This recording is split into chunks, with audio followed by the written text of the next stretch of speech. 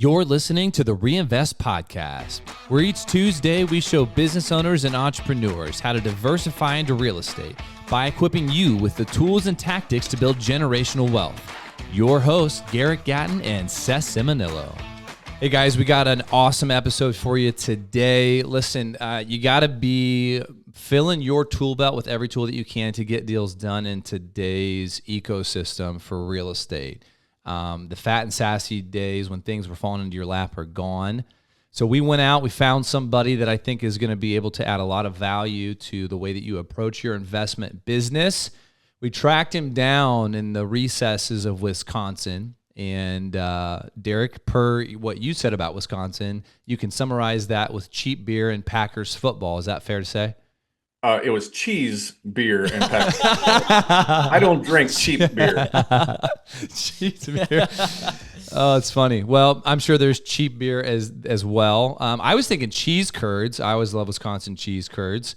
But no, I'm very excited to have you with us today. Derek, you've been in the investing game for a long time, going back to 2003. You're not one of those newbies that came in the last 5 years. By the way, I've been in it for almost 6, so I don't fall into that category. Just made it. But you remember pre-08 and all that kind of stuff. So I think there's a lot we can learn from you here today. But I'm going to let you just describe how'd you get into investing and tell us a little bit about yourself.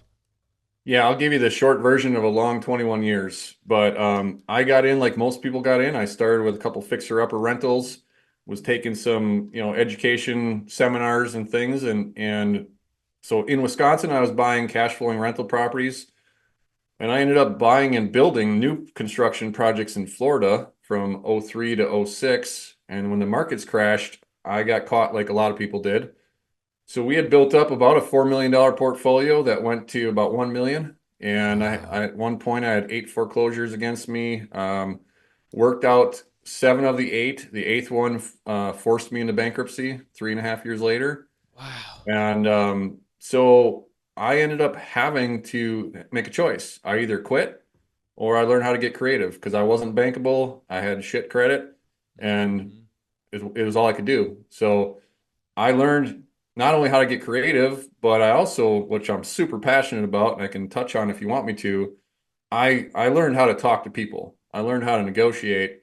And most of that was just going to a meeting and then leaving that meeting, and I would just write down notes. What did I say? What did they say? How did they react? What was everybody's body language? I was taking in information from anywhere I could. Now it's much easier. Now I can just set my phone down on the kitchen table and hit the voice recorder and go back and listen to the entire negotiation and analyze it. But I learned how to talk to people, and by doing so, I learned what their problems were, and I solved their problems. That's the creative side of deal structuring. And if you don't mind, I'll give you my definition of creative deal structuring. Yeah. It's not buying sub to or using leases and options or seller financing, land contracts. It's using those strategies or those tools, combining as many of them as you need to solve a problem. That's the creative thing. So real quick, before we get too far, I want to go back just a little bit further in your life. Back to when you were a baby. Yeah. You said you started with some fixer-upper rentals. What even got you interested in real estate? What were you doing pre-real estate? What was your job? How did you even buy those first couple rentals? So I came out of high school with a PhD, public high school diploma, and I worked I was in construction, so I was always good with my hands. I actually, when I was 21 years old, I bought a little shack on 20 acres and I remodeled it. This was before I ever got into real estate. But then I found this course by Carlton Sheets that Classic. was cassette tapes, right? It wasn't old enough to be 8-track, but it was cassette tapes, buying no money down. And so I knew it was possible, but it wasn't for another 5-6 years until I actually got into real estate investing. But I had the good job, the good credit, the background, so I was bankable. I mean, we had people fighting over us, and we thought that was the way. We thought we were God's gift to real estate investing. Couldn't have been further from the truth. But that was, for me, it was knowing I could create equity with my own skills and labor, which now I know terrible way to scale a business because you only have 24 hours in a day. Yeah. But that's how we got started. But you got to start somewhere. You'll have to break down for Seth what a cassette tape is. That was before his time. Stop. But Oh I know my what you're talking gosh. about. We're the same age. Okay. So, no, that's great. I like the breaking that down a little bit, that it's the combination of those different strategies together to get the outcome, the end result. Well, and there's like, sub 2 has been like a buzzword, especially in the last couple of years of like, oh my gosh, like a sub 2 deal. And, maybe even almost the perception of if you can achieve a sub 2 deal, it's just automatically a good deal.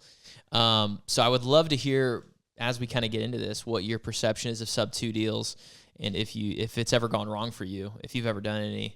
So if you're listening to this episode, we're going to hit two things here today. We're going to get into the creative financing deep dive with Derek, and then we're also going to get into the master negotiation, because these things dovetail together to do what you're talking about, was to achieve a creative finance deal. So let's start it off this way. What is creative financing in today's market? Well, creative financing, number one, can be done in any market. And I've done it all through the last 15 years, ever since I, had that debacle in 07. So I know it can be done in any market. And people ask me, well, how do you find creative deals? You don't find them. You construct them. You build them, again, by solving somebody's problem. And that's really what it comes down to. So my marketing is no different than anybody else's marketing. If you're doing direct mail, social media, emails, whatever you're doing, same thing. What's different is when I actually start talking to that person, how I talk to them and get them to open up. So I just want to be clear on that. What are some of... Did I actually answer your question, or did I? Yeah, no, I think what you said is that these are timeless principles that can be applied to any market. And so let's break this down for people. What are some tactical strategies for people to take a deal? Every deal is a deal. No one knows it's a creative finance deal until you get into it, right? It's just a house that's listed or someone that's selling a house, right?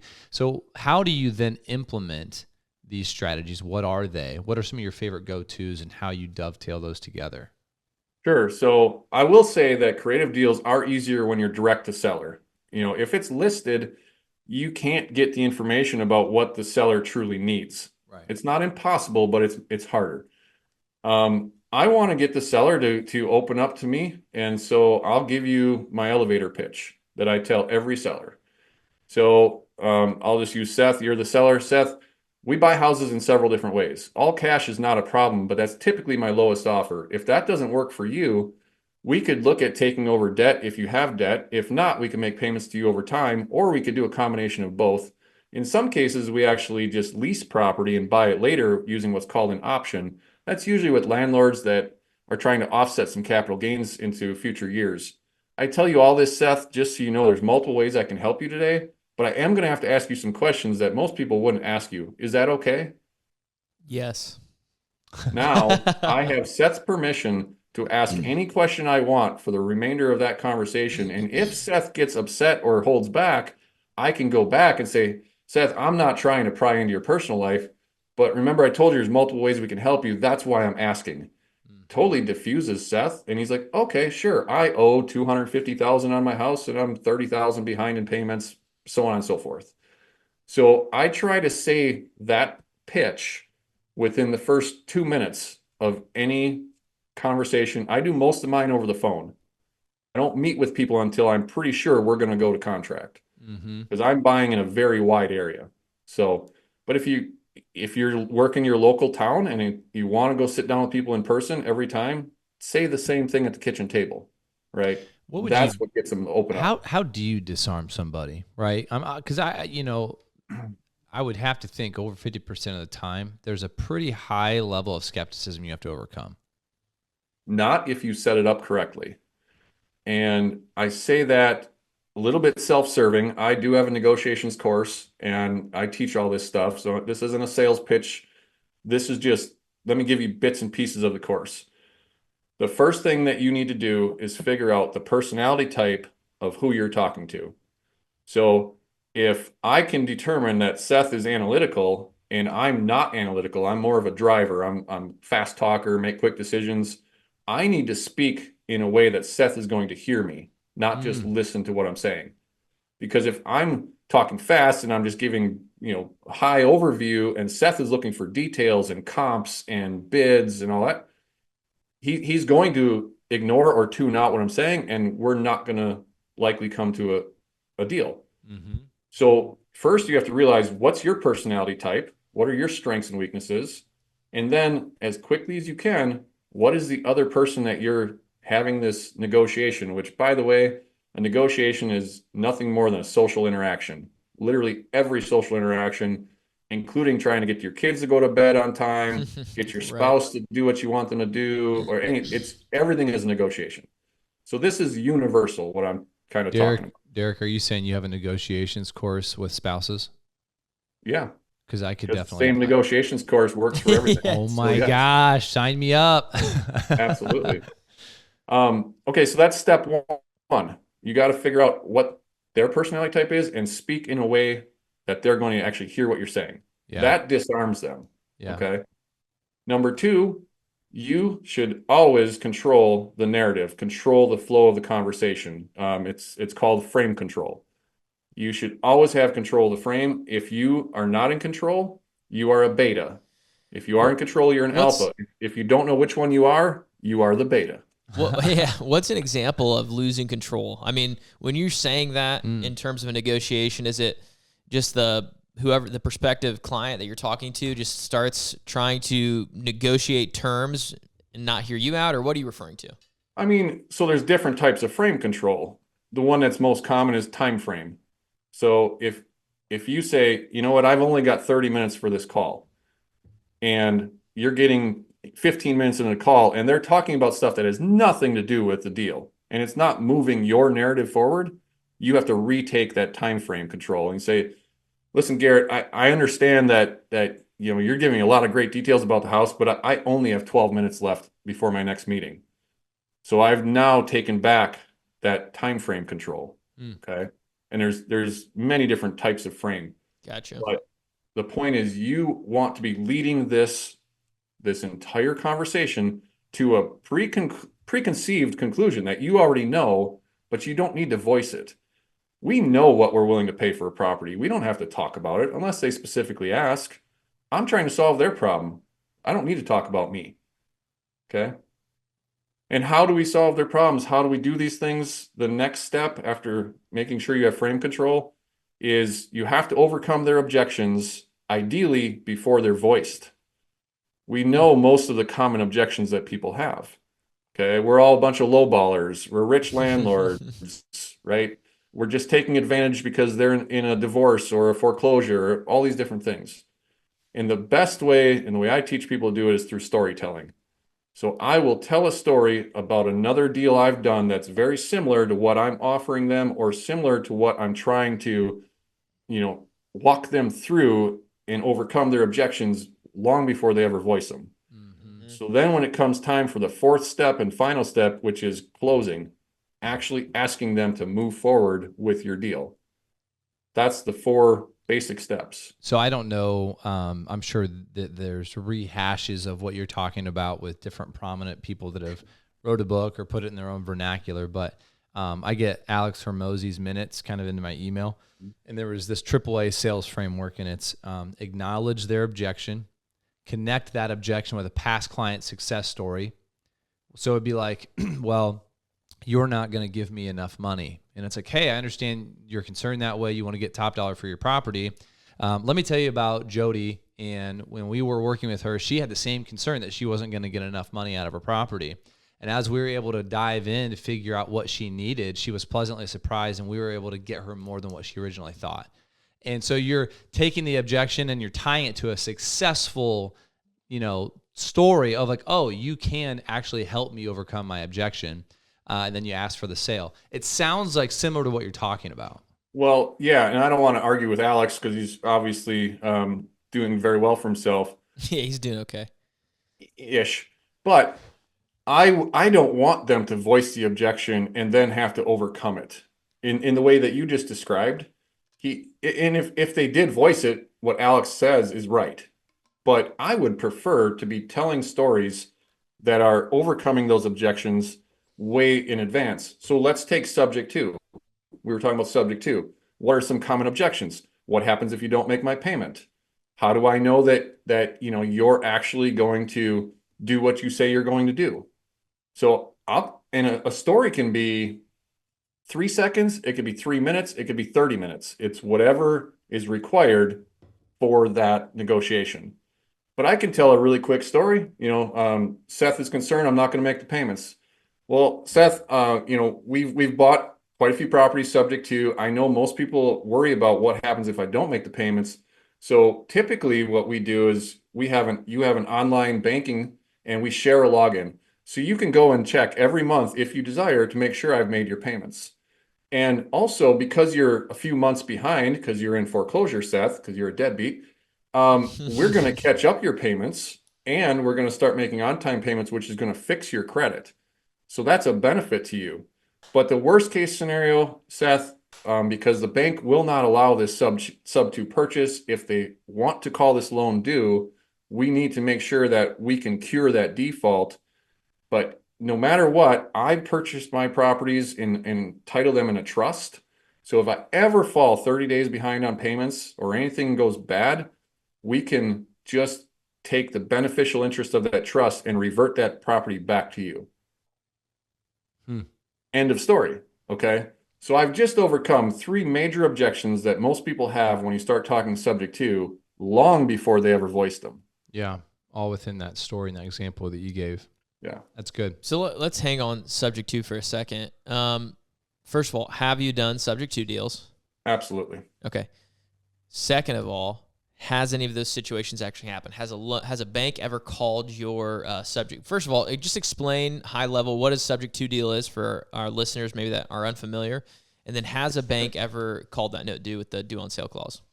All subject to means is you are going to take the title or the deed to the property and you have full ownership. The existing financing, whether it's bank financing, private financing, doesn't matter. You are taking over the payments of that. However, you are not assuming the loan. They are different.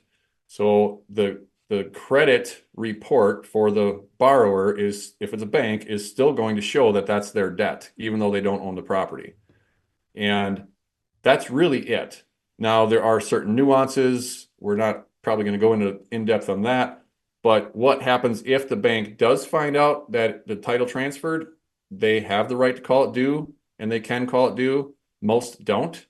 It's happened to me once, and it was the very first time I ever did it. And it was because I didn't know any better, and I transferred the deed into an entity, into an LLC.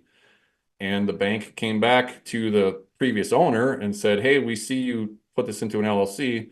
That LLC was named after the street address of the property. So he just told him, you know what, it's a rental property now. I thought that was better for asset protection. And so we literally just deeded it back to him personally and did it different. That's the only time I've had one called. So you think because you transferred it into an LLC instead of a trust, some sort of trust, that it flagged the bank to look at it for some reason? Or Absolutely. And the way they find out is the insurance, because you have to put new insurance in place. And by law, insurance companies have to notify the lender that there's a change. Wow. Okay. So they saw the LLC. The way we do this with a trust is the trust is the insurance policy holder. And I typically name the trust after either the street address or their last name. So I might name it the Smith Family Title Holding Trust or 123 Main Street Title Holding Trust.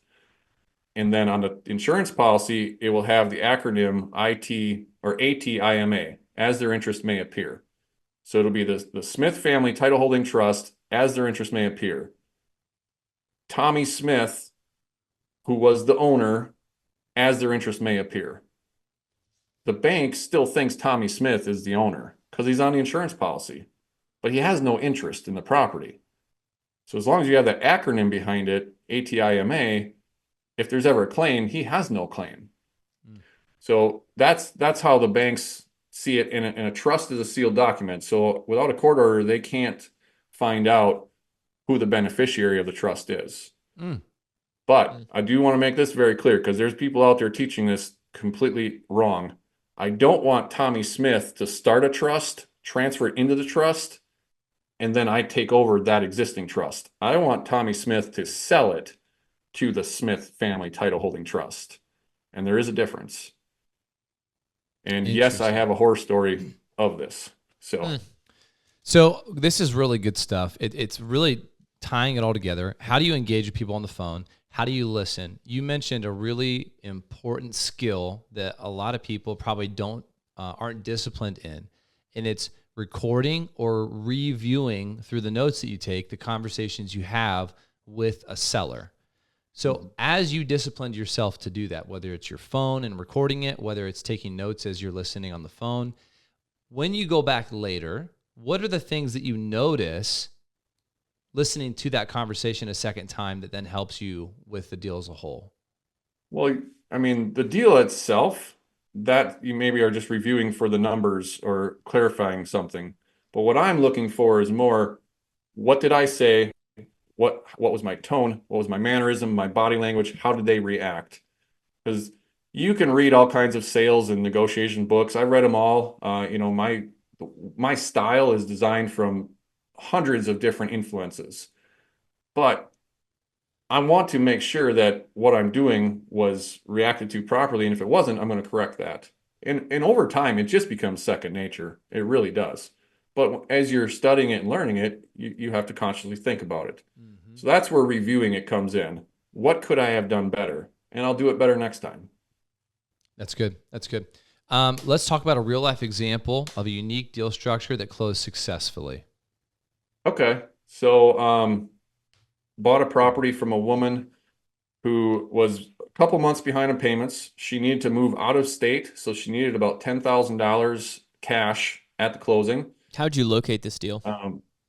I have no idea. I have my marketing team. I don't get involved until it's on my calendar. So Gotcha. I would assume it was social media or direct mail or something like that. Okay. Sorry, I couldn't answer that directly, but no, you're good. So she needed quick cash, quick close.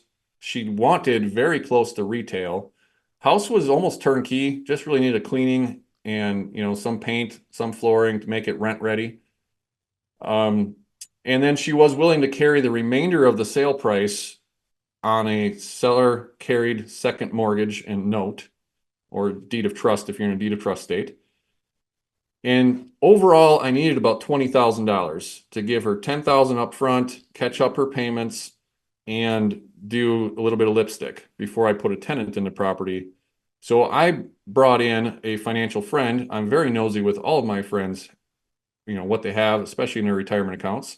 So I brought in a financial friend and I said, I will give you 6% interest only quarterly payments, and I will give you 10% of the upside when I sell this property in the future. And it could have an end date. Ours was open-ended. And that's called a participating note. And that was in his Roth IRA. Okay. So we rehabbed it, put a tenant in the property on a lease with an option to purchase. So let's go back. We've got a sub-2 seller carryback and a participating note for private money, and then a lease option on the exit side. Mm-hmm. I am into this for $0 out of pocket because I have a religion about using my own money. I don't like it. And because there's no reason to, right? My friends want returns on their money, and I can get Dan double-digit returns in his Roth IRA. So that's my financial friend. I guess I used his first name. So in the end, it was about a 2-year turnaround before the tenants ultimately bought the house outright from us, and the bank got paid off. Jan got the remainder of her money. The seller got the remainder of her money. My private investor got his return. And I think we cleared over a 2-year period of time, including rents collected and everything else. It was just over $40,000 over the life of that deal. With nothing out of pocket. So that was a good one. I mean, it's a base hit. It's not a home run, but yeah. So that's interesting too. I hear a lot of people talk about investing into real estate through their self-directed IRAs. And so I've heard a lot of people over the years talk about this. I've never quite understood it. And I was just listening to a different podcast recently that was talking about it. And they said, like, the key is you have to find a custodian that will work with you on deploying that money and stuff like that. So, I mean, how does that work for you? Is it just this one investor that you work with, or are there multiple investors that you work with that do this self-directed IRA? I actually co-owned a hard money lending company for 10 years, and we were completely privately funded. I would say better than half of our investors were retirement account IRA, solo 401ks. And yes, they have to have a truly self-directed account with a custodian that, facilitates those transactions.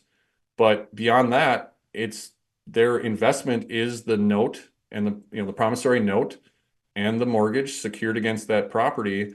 So they don't have liability versus when somebody buys a property in their IRA, especially a rental, well, now you have liability.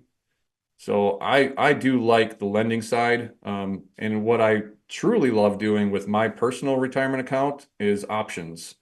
I like getting options on property and just let them sit. And I have no liability, and I can let my retirement account gain all of the upside. Are you guys familiar with options much at all? I mean, when you say option, I think an option on a property, an option to purchase. Yep. Is that what you're talking about? Correct. Gotcha. Here's a question. So we're mentioning a lot of different strategies here. What's like a good resource for somebody to go and dive further into any one of these things? I might be teeing you up here. So No, you're not teeing me up. There's not a great resource, unfortunately, where it's a one-stop shop, other than it's dated material, but it's very relevant. A friend of mine owns this website. It's called cashflowdepot.com. And on cashflowdepot.com, it's not free. It's like a one-time lifetime membership. It's all these archived trainings from some of the most incredibly intelligent, creative deal structures in history. Jack Miller, Peter Fortunato, Dyke Boddiford, Bill Cook. Bill Cook actually owns the website now. There's some other ones. Jackie Lang, David Tilney. And out of all those names I just mentioned to you, with the exception of Jack Miller, who's dead, and Dyke Boddiford unfortunately passed away last year, they're all personal friends of mine, as was Dykes. Like, this was who I learned from over the years. And wow.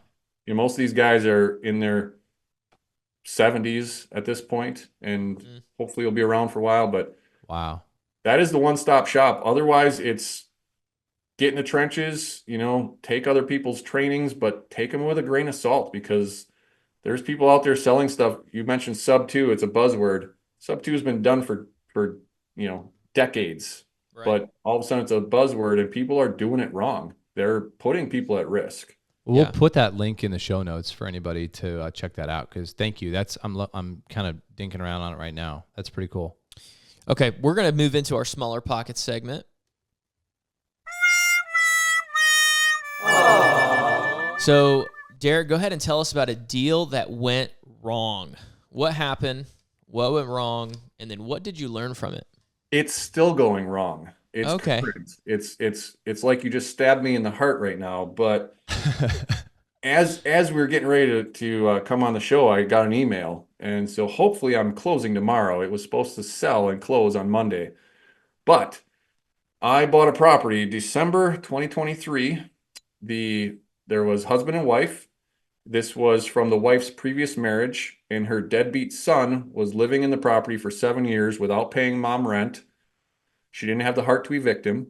So our cash offer didn't work for them. We made an offer to buy subject to their about $45,000 worth of debt. They were going to get some cash at closing and then take the remainder in payments at 0%, which is I'm always a fan of 0%. Imagine why. By the way, there's ways to talk people into 0%, and we won't have time for that in smaller pockets.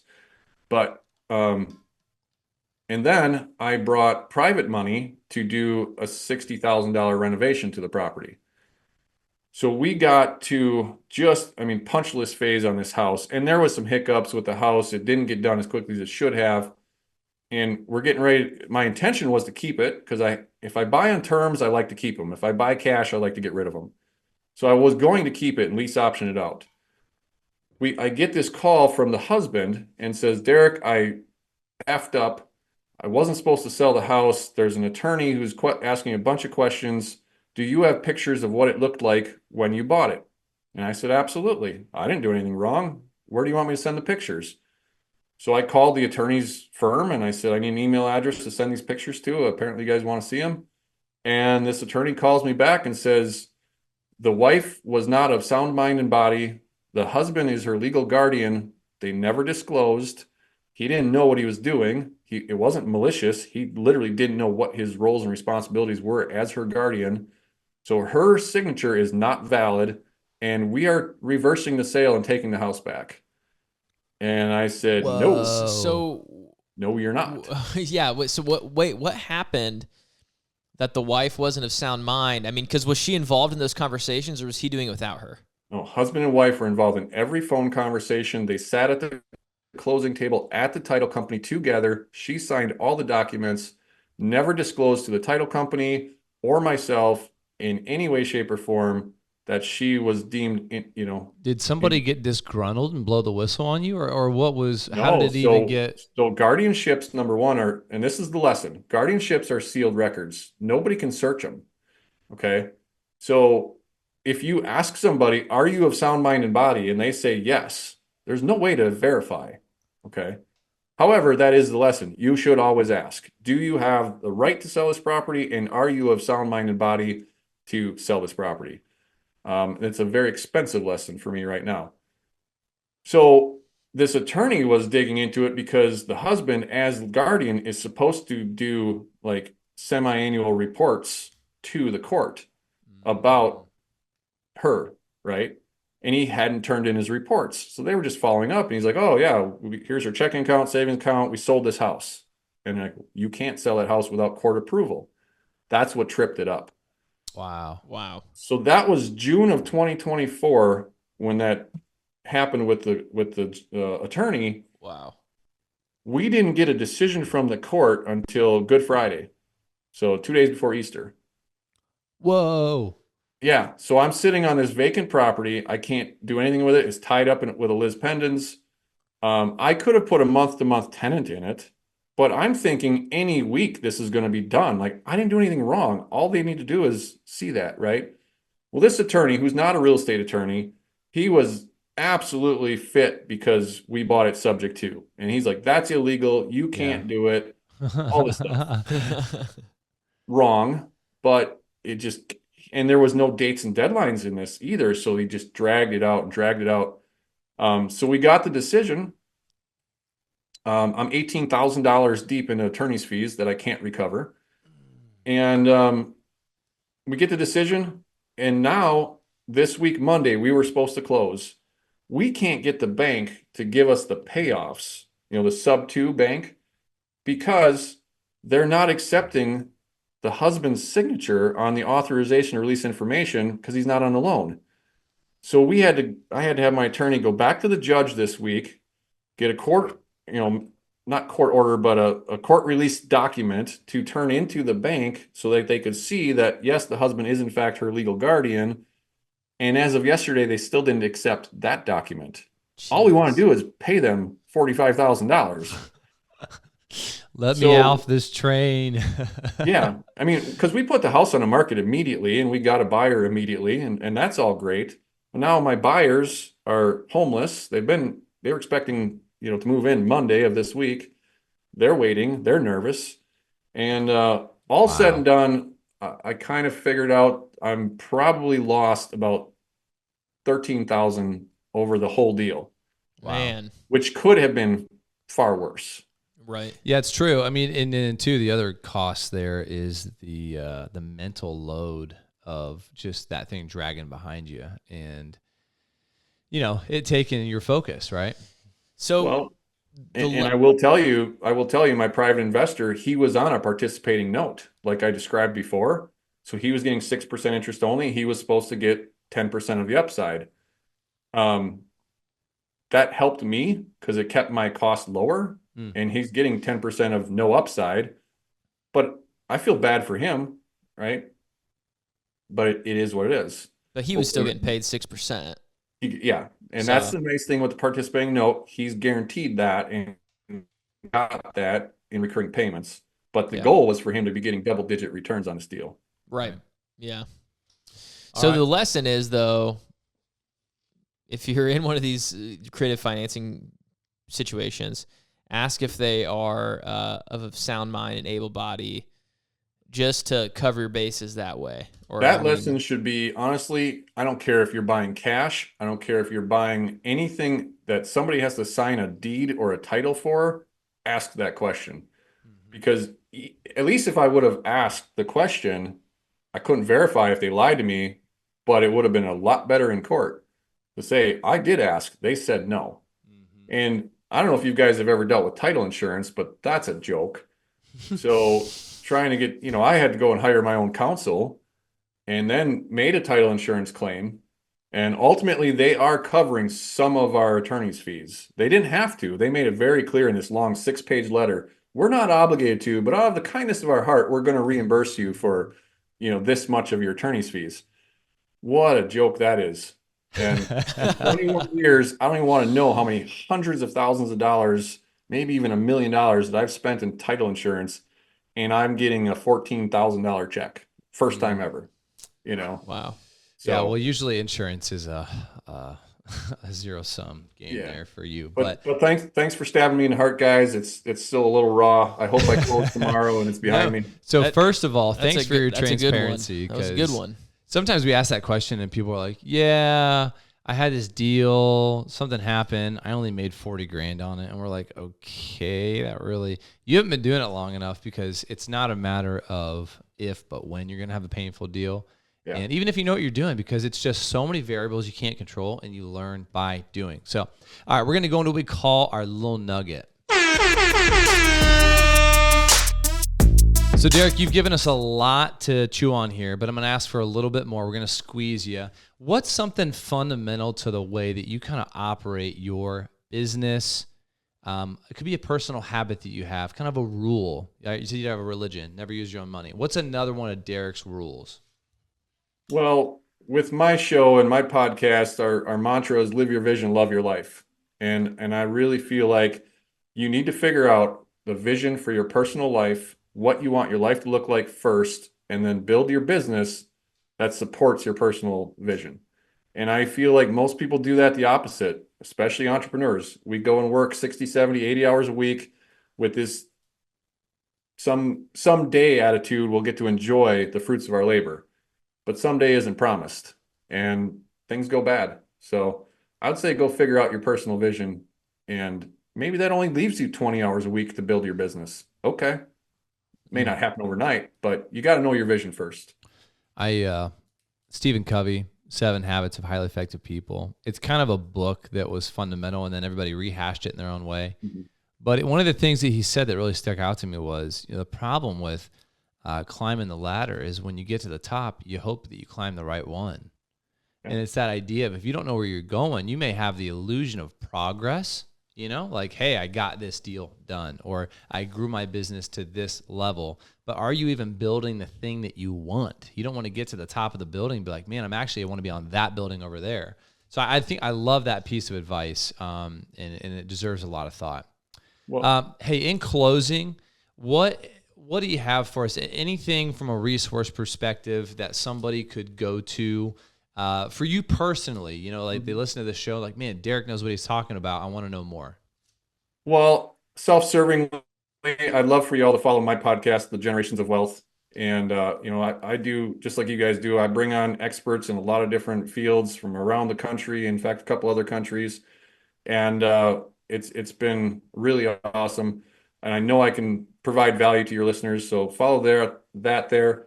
I have a couple of books. If you're watching the video version of this, I have a couple of books that are behind me that I was a co-author of, put out by Kyle Wilson, who was the man behind Jim Rohn. You can get free digital versions of Next Level Your Life and The Transformational Journey if you go to my website. And quite frankly, anything that I can do to help you. If you've got a creative deal possibility and you just don't know how to get it across the finish line, reach out to me. I'll spend a little bit of time with anybody because I'm passionate about it. So DerekDombeck.com is where you can find me and anything I do. And yes, I do have negotiations training. Yes, we do have some of these other things, but that's all give backs more than it is trying to, I'm not trying to be a guru and live off of selling cassette tapes.